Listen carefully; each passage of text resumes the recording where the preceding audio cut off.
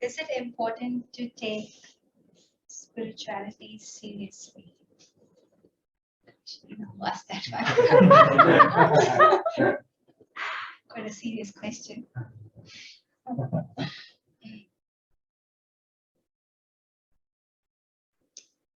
I guess it depends if spirituality is it your main meal or is it a side dish? Like, generally when we eat every day, we make sure we have a main meal. We may or may not have a side dish, except when you come to the loft. But generally, you have a main meal. So when you have your main meal, you feel more like satisfied, fulfilled because you're used to it. It works for you. Just like, say, if you're going to work or uni or something and you have your breakfast and you're really full and you're feeling satisfied, you can really focus on what you have to do. But say one day you get up late and you're not able to have your breakfast, you've got no time, you're rushing. And while you're rushing, your stomach is growling, you're hungry, you're stressed. And then you start looking into cafes and restaurants looking for a quick option. You grab a sandwich and this and that, coffee. You have it, but you actually don't feel fulfilled because it's not your regular breakfast. So you don't feel nourished. So I guess someone who takes spirituality like their main meal, then by their spiritual practice, they're able to experience more nourishment and fulfillment. They feel more satisfied. And so when they go out and about during their day, they can actually really focus. And they can also feel more happy and fulfilled to the extent that they want to actually share that happiness with others because they're so satisfied. But if someone is like, once in a while on a holiday, spirituality kind of thing, then it's like a side dish, you're actually not very satisfied anymore. So someone who makes it like their practice like a daily practice as their main meal, then they can feel more, nourished, spiritually nourished. So whoever asked that question, I hope that's satisfying. That's a good point that you just made. I like the analogy of of a main meal and a side dish. And I think also, it's nice how you explained with the example of breakfast, because breakfast is something we have daily. And I think when we do something daily, then it's also easy to measure our progress. But, if we just do something that's once in a while, it's hard to measure progress. And I remember reading in the Bhagavad Gita, I think it's in chapter 6, that Krishna is recommending to Arjuna that serious yogis, people who are serious about their practice, they have a plan and they have a regular practice. But then this also brings a question to my mind, that it's not so easy to actually sustain a practice. Like so many, at least speaking for myself, we may start something with a lot of enthusiasm, like we all know about New Year resolutions. It's like, okay, 1st of Jan, I'm going to do this, or I'm going to follow this diet, or I'm going to practice this habit, or I'm going to do this, do that. But then, like 2 weeks down the line, 3 weeks down the line, the motivation just phases and, the busyness of life just takes over. So, the idea is good of having spirituality as a main meal, but how is it practical? Can it be done in our busy lives? Well, I guess it's not the quantity, but the quality of practice. So it's not that we do long hours. We can't really do that because we live a different lifestyle, different from a yogi in their lives. So even if we do a little bit, it's like our it kind of we acquire that ability to become, because we actually have this tool and technique with us, so we can actually use it anytime because we've experienced meditation, we've experienced the benefits. So it's like, like those of you who had, who know how to swim. So, when you learn to swim, it's not that you forget swimming at any point, even if you don't practice, even if you don't swim for a long time. So if you find yourself drowning or something, you actually know how to swim and get yourself out of, the problem. So similarly, when you have a spiritual practice, even if it's off and on and off, but still, if you go through very challenging situations in life, then you actually know how to access that practice. At least you have it, But if you have not done it at all, then what would you fall back on? So I guess, yeah, we don't have. It's not all or nothing. So it's not either you're 100% or nothing. It can be in between as well. Nice. That's it's really interesting the way you put it, that it doesn't have to be all or nothing, because often we can have that approach, right? That either I'm going to do it or I'm not going to do it. Yeah. And I was just thinking, that if, as like, I really like that example of swimming, that if someone is drowning, they can't learn to swim at that point. It's too late. Yeah, I really like that example. And even if you're a bad swimmer, but hopefully you can at least swim yourself to safety. You don't have to be an expert swimmer. Yeah. So I was just thinking, that if just having like an on-off practice can have its benefits, then what to speak of someone, of a regular practice? Yeah. Well, actually, when we practice, when we have a spiritual practice, we of course experience happiness, satisfaction. But that's just a byproduct. It's not the main thing, main benefit. The main benefit is that by regular practice, we actually reawaken our original spiritual identity. And we're able to see what's our real spiritual identity and how to function in that capacity. That without spiritual practice, we only have kind of a materialistic lifestyle. So we only are familiar with our material identity, and we have no clue about our spiritual identity, or maybe we have a little bit, but by regular spiritual practice, we actually, when we build up, we get momentum, and then we're able to experience the real us past the masks and the labels we surrounded with. So it's kind of the long-term benefit of a spiritual practice. I think what you're saying, it connects with the question that I just saw here. This one here. You were just speaking about spiritual identity. So there's this question here. Oh, is it my turn? Oh. Sorry. No, you just answered one. But okay, you can answer. Oh yeah, that's yours. Yeah. Sorry, I thought I was supposed to ask and you were supposed to answer. Okay, you can ask. So this question, it connects to what she was just saying, that can I tailor make my own spirituality? So how she was just saying that that the benefit of a long-term practice is that with time it reveals our spiritual identity. So in the Bhagavad Gita, it's actually explained that that I'm sure that all of us, we are aware of this principle to some extent or the other, that we are actually that essentially we are spirit souls, but we are having a human experience. So our challenge is that we have spiritual amnesia. I don't know if I said that right. Is it amnesia or amnesia? Amnesia. Yeah, the disease where you forget everything. Yeah. So our challenge is that we have spiritual amnesia, and so the result is that we don't actually remember our spiritual identity, which is actually our actual identity. So by nature, we are all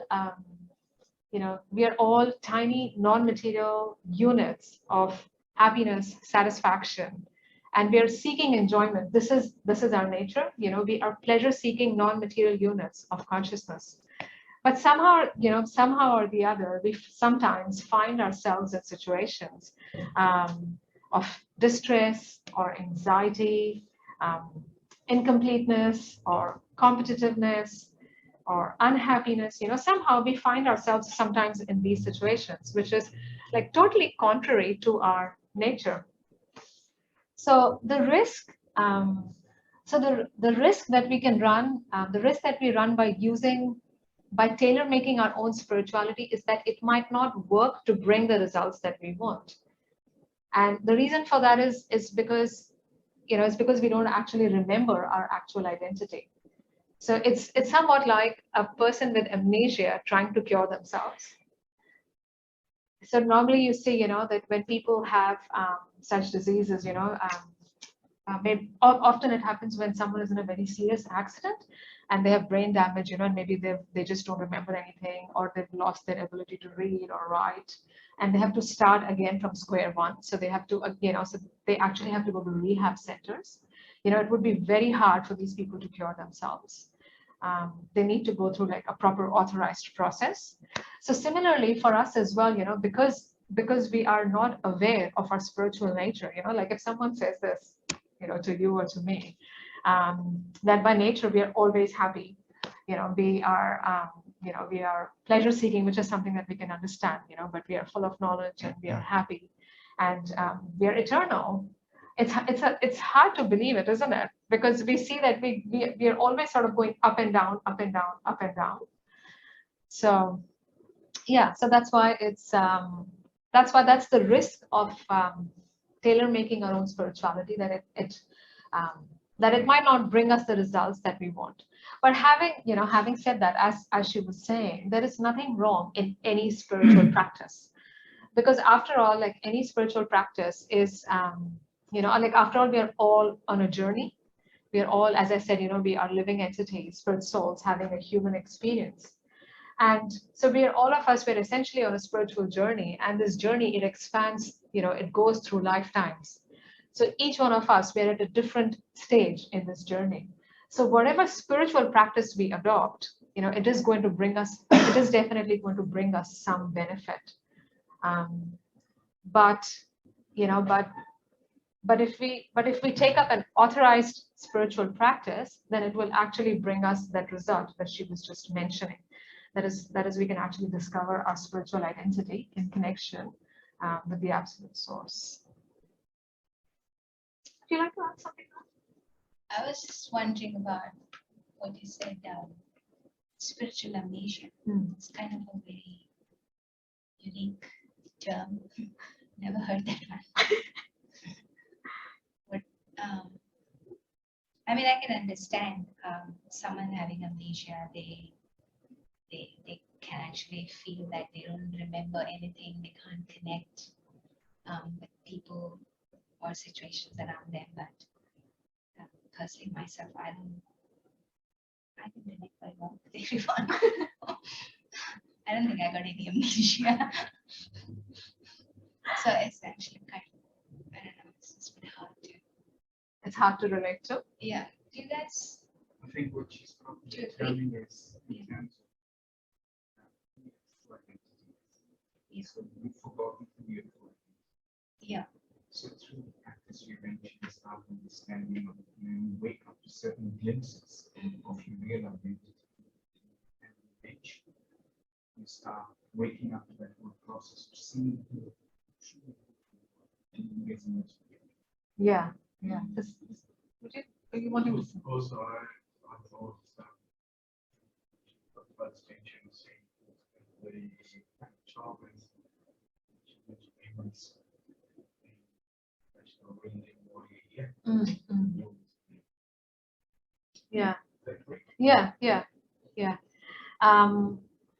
I agree. I totally agree with this point that you're raising, because who would accept the fact that we have spiritual amnesia? So I think a symptom of that would be, and I think we could also use this to judge how much, or to evaluate for ourselves how much we are progressing in our spiritual practice, is is that how much we are actually seeking happiness and pleasure outside of ourselves, especially in material things.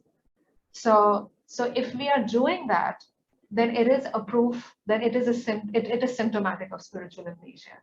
Because a person who does it, because a person who is aware of their spiritual identity and who is aware of their place in the world, then they will not, they will not seek, they will not seek happiness and the sense of completeness from materialistic pursuits.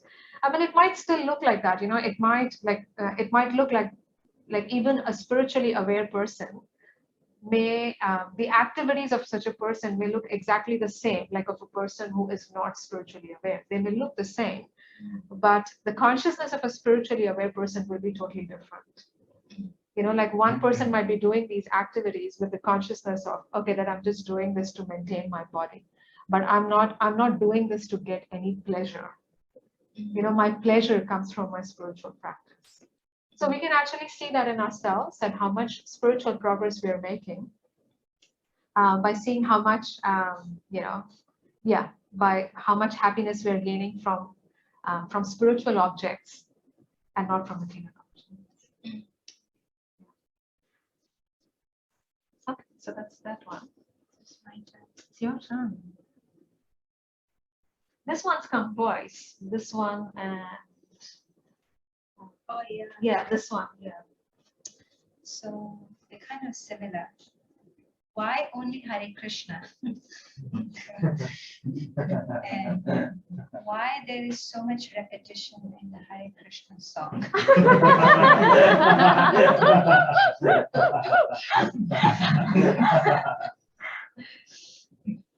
Okay, I'm getting all the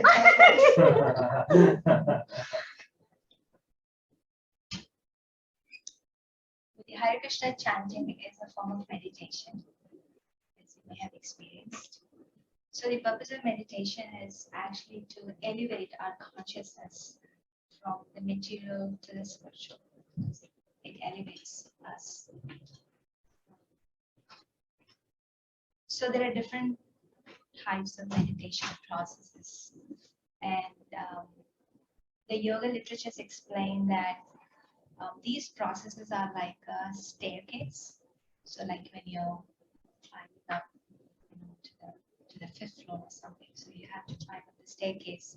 You need a lot of effort because you have to put in a lot of effort. The staircases are there, but you have to put in all the effort. So that's the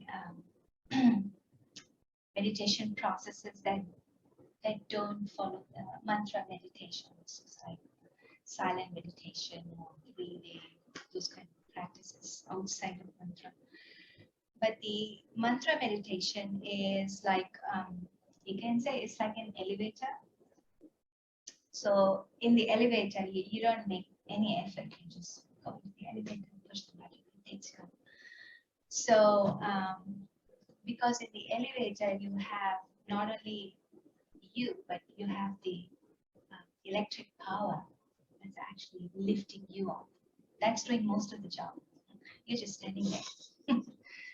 So similarly with mantra meditation, especially the Hare Krishna mantra that we all the time we chant this mantra, because this is compared to an elevator in the yoga knowledge.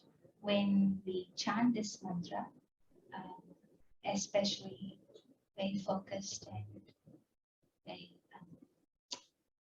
just putting all our heart into it and all our attention, then we actually, just by focusing on the mantra, we're able to invoke the infinite power that's there in this infinite mantra. Because this behind this infinite mantra is the infinite consciousness. So we're actually invoking that power, which is similar to the electric power lifting the elevator. So similarly, this infinite power actually elevates our consciousness. So it makes it very easy for us. And all we have to do is just focus on the mantra. It's like we hear the sound and we repeat the sound. So And it's highly recommended in this day for this kind of lifestyle that we're all living. Um, we have such a hectic lifestyle. We're surrounded by distractions. We're surrounded by different varieties of meditation. There's so much options out there, so it could be quite confusing. And also, we don't have so much time and a lifetime big enough to try out each and every type and then come to a conclusion. I was just thinking of an example, like when, say, you go to buy some electronic item and such store says, we beat all the prices. We've got the cheapest deal. So it's basically, or they can do a price match if you tell them there's another store selling at a lesser price. So so someone who really needs the product, they would just go and get it because they're not going to go to every store and ask, hey, how much is the price for you? They're just going to accept it. Okay, this store is claiming that this is the best price, so probably it's the best price. And also, I really need this product. So someone who really needs the product is just going to buy it. But personally, myself, I'm not very good at shopping, so say I'm a bit miserly person. So I would go like to store, trying to check the prices and basically I really know underneath myself that I actually don't want to buy. I don't want to spend any money. So I just go like window shopping, killing time, checking out other prices, and ultimately I don't buy the thing. So I was just thinking that anyone who really desperately needs it, I mean, there have been situations where I really desperately needed something and I just went and bought it. So, but if I don't desperately need it, so I would just make all excuses. Oh, maybe there's another store that's cheaper, you know. So, I mean, in a nutshell, like if you're not thirsty, you're not going to look for water. So, yeah, I don't know this. I'm just, it's quite a tall claim to make. So this question, the same question is actually asked here. Someone else has also asked us that what makes this spiritual science better than all the others. So I'm going to put this aside because you've answered it. But this thing that you just said about lowest price match, that we guarantee the lowest price. It's quite a tall claim to make, isn't it? So what you're making quite a tall claim here about Hare Krishna. Yeah.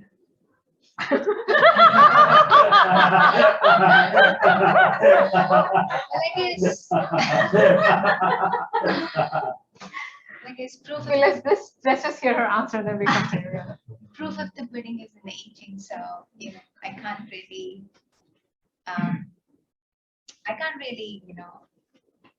whatever I'm experiencing is my personal experience. So if you want to experience something, what the mantra is promising, then you actually have to try it out.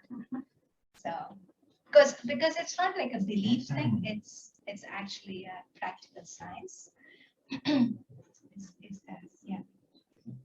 Yeah, it connects to what you were saying, right? That someone who's thirsty will drink it. Yeah. Otherwise, they will just go shop to shop. So what is this? Okay, so you've answered the part about why Hare Krishna, but what does it actually mean? What does the mantra mean? So like I said, so it's actually helping us to connect to the infinite power of infinite consciousness. So the Hare is actually the power, it's denoting the energy of the Supreme Consciousness, and Krishna is the Supreme Consciousness. So in the yoga language, Supreme Consciousness is explained as not just some energy or formless entity, but actually a person. Because only a person can be conscious. This thing is not conscious because it's not a person. So. Nice. Thanks for that. So these questions also kind of connect these three to the question that you just answered. So the first one here is, how do you connect with your intuition? So I was just thinking that, this point that you just made, that through this chanting, we can actually connect, we connect with the Supreme Consciousness. And there is another example that is given in this connection is that spiritual realization is that when we actually realize our spiritual identity, it is like seeing the sun. So naturally, when you see the sun, you just don't see the sun, but you also see yourself. Because when you see the sun, it's like you're seeing the sunlight, and in sunlight, everything is lit up.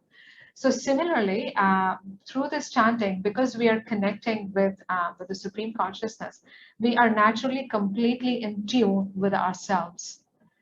And that is what, that's, like the sixth sense, what we call the sixth sense. In Sanskrit, the Sanskrit term for it is Daiva, or it's called as the super soul. And so it's this intuition that is directing us everywhere. It's directing all our actions. It's giving us the intelligence to do things that we want to. It's giving us, our intuition is giving us the intelligence to fulfill all our desires. So when we are, so through this chanting practice, what happens is that we are connecting with our core, and it's actually cleansing our intelligence to fully connect with the intuition. Because I'm sure, we all have that experience that now when we have an intuition, like most of the times it's quite muddled and you can't actually trust it. But sometimes it's very clear and you're like, no, like, this is my gut feeling and it's so strong and I'm going with it. But most of the times it's quite muddled. So with this, so what happens with this chanting is that this muddledness goes away because you have your intelligence becomes very clear. So I think that, would you like to add something to that? This is the question, how do you connect with your intuition? And this is also asked twice. How to hear your intuition on demand, like a channel, TV channel. Like, I think on demand, it's like, it's interesting how the word on demand is there because it shows that we are not in connection with our intuition all the time. But a person who is aware of their spiritual identity is constantly in connection. Like, there is no question of separation from intuition. Would you like to add?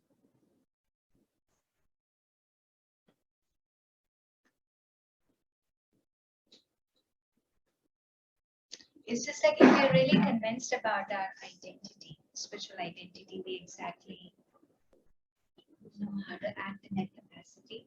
So like suppose, so someone is a doctor, so as soon as they enter the hospital, they exactly know how to act in that capacity because they're totally aware and there's no confusion. They don't have to ask their intuition, should I treat this patient, should I not? There's no question because this is your identity, this is what you need to do. So if you're just like if you're a fireman or something, you don't see a building on fire and start thinking, should I use the extinguisher or not? It's just this is what you are. So a doctor remains a doctor regardless of they're in the hospital or outside the hospital. It's their duty. Similarly, like a policeman. So similarly, when by our spiritual practice, we're able to understand our real spiritual identity, then there's no confusion. Then in any situation, we exactly know how to function. We exactly know what is to be done. So we don't have to, like double check. It's just spontaneous. It's natural because you exactly know this is what you meant to do. So does that? Yeah. And I think this one can also be answered with that. So this question is, can the spirit soul be directly verified through experience? So actually in the Bhagavad Gita, Krishna answers this question straight up in chapter 9. The Sanskrit is pratyaksha vagamam dharmyam. So pratyaksha, it means by direct perception, you get realization of your spiritual identity. So that is the beauty of this practice, of the bhakti yoga practice, which is which is what we are all about at the Loft. So as she was explaining that how this chanting, it's like being in an elevator, and then it just takes you straight up. And then the symptom of spiritual progress is that you stop, is that you're not looking outside anymore. So similarly, through this chanting, it brings us to our original nature. Like as she's saying, that a doctor just acts like a doctor. So similarly, like when we are when we are acting in our constitutional position, which is when we are acting as spirit soul, then we are naturally happy and we are naturally peaceful and we are naturally blissful. And so through this practice, our spiritual identity is gradually revealed through the mantra chanting. So, if we keep to it as a gradual practice, so it's compared to the rising of the sun. So, it's like when you wake up in the morning, we've just had, daylight savings change today. So like when you wake up in the morning, if you wake up early enough, like maybe 4 a.m., let's say 5:36, and if you just look outside, you'll see that first it's dark, and then it's not that from dark it goes to sudden day, like full daylight. No, it's a process. But the moment you start to see some daylight, you know that the sun is about to come. So it's not that the sun just pops out, but it rises gradually. But even before you can see the sun on the horizon, you can tell that the sun is coming. It's because that the signs are there. You see twilight, and then you see the colors changing in the sky. So similarly, you can start to feel those effects in your consciousness. That as we are progressing in our spiritual practice, as we progress in this practice of chanting Hare Krishna, our heart gets purified more and more, and it gets cleansed more and more. And it is explained, that the effects of nature's modes, such as desire, greed, hankering, envy, these things, they start to go down. And what starts to increase is peacefulness, happiness, like we just become naturally more joyful, naturally more cheerful. We are so much more tolerant, it's you don't feel like you're tolerating, because you just don't get so upset easily. Yeah, so you can, so through this practice, it can be directly verified. What do you think? Would you like to add? Yeah, I like the analogy of the sun. Yeah, see. Yeah, just by you're not seeing the sun, but you're seeing the sunlight, which is a proof that the sun is there. Yeah. And this one, I think, also connects with it. What do you like to answer? How to best support yourself through a really difficult phase in your life. I guess it's very similar to this one. How to stay committed to practice when distractions arise. So basically, so in order to practice spirituality in an environment where spirituality is not very common, it's very common. Oftentimes people hesitate to talk about spirituality at workplace or with friends. It's kind of, you have to think twice.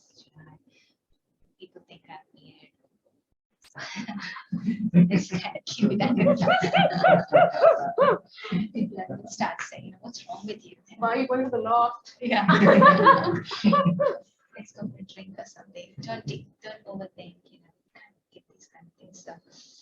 So we kind of, when we take up spiritual practice, it's as if we are swimming upstream, we're going against the current.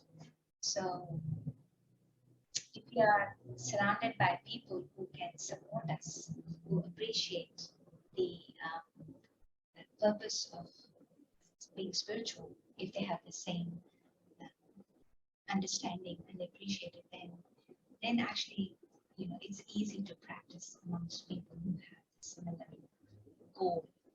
And oftentimes people who come to the loft, they say that it's just easy to be yourself here, because you can easily talk about spiritual matters and people don't just look at you like, what's wrong? Because it's a place where it's a community where people, like-minded people come in. We talk about life, deeper aspects about life. So we need some support system. So how to best support yourself? Please keep coming to the loft. That's the best way to get support. Yeah. I was just also thinking that, this question, this one here, how to best, for this one, go through a really difficult phase in your life. I was just again thinking that it's such a beautiful example of the elevator. So, so whenever we feel that my elevator, that I'm on the ground floor of a building or I'm on the lower floors of a building and I want to go higher, it's like we can just focus on our practice of this simple practice of chanting. And then you just get uplifted, because sometimes, I mean, not sometimes, like many times when we are in a low situation, it seems like really hard to come out of it on your own. Like often it's like, I mean, I can just speak for myself, is that when I'm low, all that I do is I binge eat, I go find my comfort foods. Where's the chocolate bar? Is there a piece of cake? Or, like that's all that I do. And if I'm feeling brave enough, I'll go to I'll call a friend and say, hey, I'm feeling a bit low. But most times I'm too proud to do that. So you just sit and wallow, okay, and when this wave is going to go and when my mood is going to improve. But this is such an amazing tool, because you, like, no one else has to know that that you're struggling and that you're down under. But it's like if you're having a bad day or if you're just having a bad time, you can just anytime. It's such an easy tool. You can just sit and chant for 5-10 minutes, and it's like just takes you off the mental platform. Just takes you off. It was a really nice analogy. There was this one question that I really liked. This one here. This one. Do you want to answer it? Oh, I answered the last one. Okay. All right. What are some good rules a person can create to help switch gears between work mode, okay, in bracket material goals, and spiritual world? So I would really recommend this book. You know which one? It's called as the Bhagavad Gita. It's this big orange book there, and I would recommend chapter 18. It's the last chapter, but you can't jump to it. So you have to read through it. Okay, so basically, it's explained that, like, for example, right now in this room, the air conditioning is working at a certain temperature. I hope it's working. So if you go out, you would probably feel warmer. Or if you go into a room where, let's say, the temperature is set at 10 degrees, you will feel a certain way. And now from here, you were to be suddenly transported to a desert in Egypt, you would feel a different way, right? So how you would feel totally depends on the environment that you are in. And every environment is controlled by a certain energy. So now, for example, if I was to, if by some magical trick, we were all to be transported to a hot desert, we will naturally just start sweating. And, like we will, it's like we'll see how we cannot feel so hot, we'll start to feel thirsty, and we will not be able to help the situation because that's the temperature setting. That's just how it is.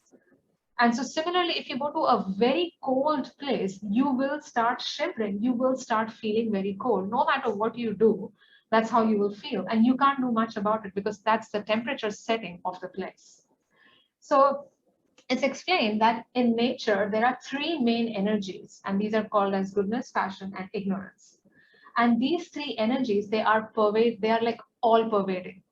So wherever you go, in whichever environment you are in, these three energies, they are acting in different permutations and combinations. So every environment that we are in is a function of these three energies in different permutation and combinations. Now the mode of goodness is the mode which is most favorable for a practice of yoga and meditation. And this is the mode which produces peace and happiness. The mode of passion produces a lot of desire. And mode of passion is like go, go, go, more, more, more. I'm not happy, I want more. That's mode of passion. Next thing, what's the next thing? Moving on, let's go, higher, better. But mode of goodness is satisfaction, peacefulness, contentment. and self improvement. And ignorance is like, I just can't be bothered. Like, let me just go to sleep. Like that. Ignorance is like, we just don't have the motivation to change or improve our situation. Going with the flow. I'm just going. I'm just going with the flow. That's the mode of ignorance. So what are some good rules for a person can create to help switch gears between work mode, material goals, and spiritual world? So if we understand, so there are certain practices in the mode of goodness, there are certain practices in the mode of passion, and there are certain practices in the mode of ignorance. So if we adopt the practices and habits of the mode of goodness, then we will always be in that state where we feel happy, we feel peaceful, and sometimes, of course, we will dump to passion, but then we will come back up very quickly. So an example of some of the practices of mode of goodness. So one very prominent example would be food, the food that we eat. So for example, like all food that is based on non-violence. So for example, vegan food, vegetarian food, food that is not coming by causing violence to others, other living entities, that is in the mode of goodness. Then living a balanced lifestyle is in the mode of goodness. Having a daily spiritual practice is in the mode of goodness. So being regulated that's in the mode of goodness, and not like not overdoing anything. Like you see that some people, they work like 80 hours a week, and then they'll crash for an entire week. So this high and low, these peaks, they're in the mode of passion. Yeah, so it's as I recommended, there's there are so many practices that we can do, and the Bhagavad Gita is a very is a very good book to read for this. But I guess like a very good starting point is waking up early in the morning, because naturally I find that that if you wake up early in the morning, whatever time you wake up at, maybe wake up half an hour before that, then it gives you the time to have a spiritual practice. Use that time for a spiritual practice, and then that starts off your day in the right mode. But if we wake up late, then naturally you're like, I'm running late, and then you just don't have the headspace to start your day in a composed manner.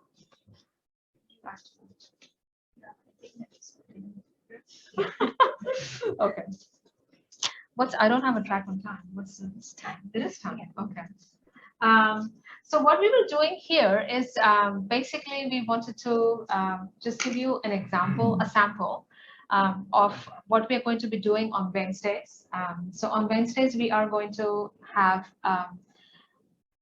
an interactive discussion like this, with two speakers. So Dayamaya, she will always be here on a Wednesday, and she will have a guest speaker with her. And then every Wednesday we'll be discussing certain topics, and it will be a very fun, light and interactive discussion, yeah, and the topics will be related to our topics of importance to our everyday lives, and social issues and personal issues, discussing stuff like that. So this Wednesday, the topic is myths of spirituality. Yeah. Myths of spirituality. So I think that's going to be a lot of fun. Has anyone of you ever seen JP Sears? Yeah. Yeah. The guy with the long Yes. red hair. Yeah. Yeah. Okay. So in any case, so myths of spirituality, this is going to be a lot of fun. Yeah. So a lot of us, we have all these concepts about